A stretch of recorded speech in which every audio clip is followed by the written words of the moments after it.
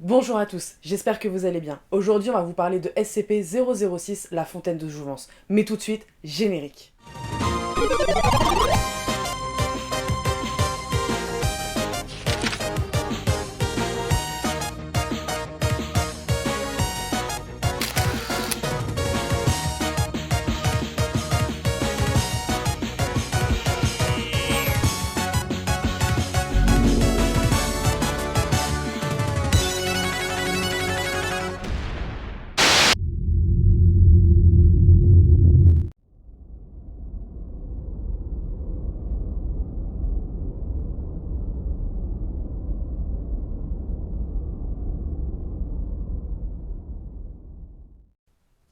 SCP-006. Classe sûre. Description. SCP-006 est une très petite source d'eau située à 60 km à l'ouest d'Astrakhan. La Fondation était au courant de son existence depuis le 19e siècle, mais n'était pas en mesure de la sécuriser jusqu'en 1991. Ils ont construit une usine chimique sur 006 pour la camoufler. Quasiment tout le personnel est membre de la Fondation et ou sous contrôle russe. La source émet un liquide qui a été identifié comme de l'eau minérale naturelle en 1902, mais possédant une propriété inhabituelle de régénération. Les effets ne sont pas les mêmes sur les humains et sur les animaux. Quand la source a été testée sur les sujets humains, la Fondation a remarqué les effets suivants. Capacité de régénérer l'ADN endommagé par duplication, l'excitation accrue des divisions cellulaires, capacité considérablement améliorée dans la réparation des tissus endommagés, et augmentation notable de l'efficacité du système immunitaire humain. La source a ensuite été testée sur des animaux et la Fondation a remarqué les effets suivants.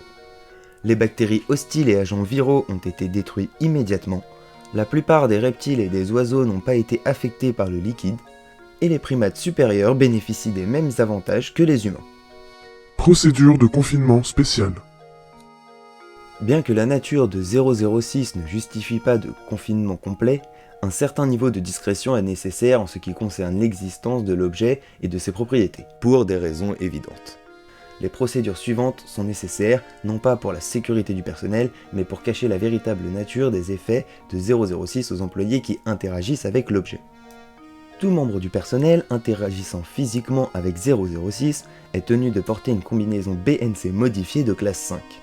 Avant que le personnel ne soit autorisé à effectuer des procédures, ils doivent recevoir des informations sur SCP-006-B et SCP-006-C. Les informations sur SCP-006-A sont limitées au personnel disposant d'une accréditation O5. Pour s'assurer qu'un membre du personnel porte correctement sa combinaison, il doit être immergé dans un bassin d'eau. Les possibles bulles d'air indiquent la présence d'une fuite dans la combinaison.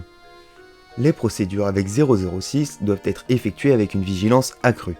En cas de contact avec lui, le commandant en charge annoncera la procédure 006-XI-12, faisant croire aux membres du personnel concerné qu'une toxicité élevée est présente et qu'ils doivent évacuer les lieux. Toute procédure dans laquelle un liquide est obtenu à partir de 006 doit être approuvée par 3 membres du personnel de niveau O5. Le liquide doit être transféré dans un conteneur scellé sous la surveillance d'un garde. Tout membre du personnel entrant en contact avec 006 ou du liquide issu de 006 doit être confiné et éliminé dès que les recherches suffisantes ont été menées. En raison de la nature de 006, le procédé de neutralisation le plus efficace est l'incinération. Pour un rapport plus complet, voir les fiches SCP-006 ELI O5. Sur les ordres directs du fondateur, l'accès est limité aux membres du personnel disposant d'une accréditation de superviseur. Malgré toutes nos recherches, on n'a jamais réussi à savoir ce que c'était 006B et 006C, ainsi que la procédure XI-12 et le rapport ELI O5. Alors on suppose que 006A c'est la fontaine, le B le liquide qui s'en échappe, et le C l'usine qui sont construits autour. On espère que cette vidéo vous aura plu, n'hésitez pas à vous abonner, mettre la cloche, un pouce et un commentaire. Sur ce, ciao!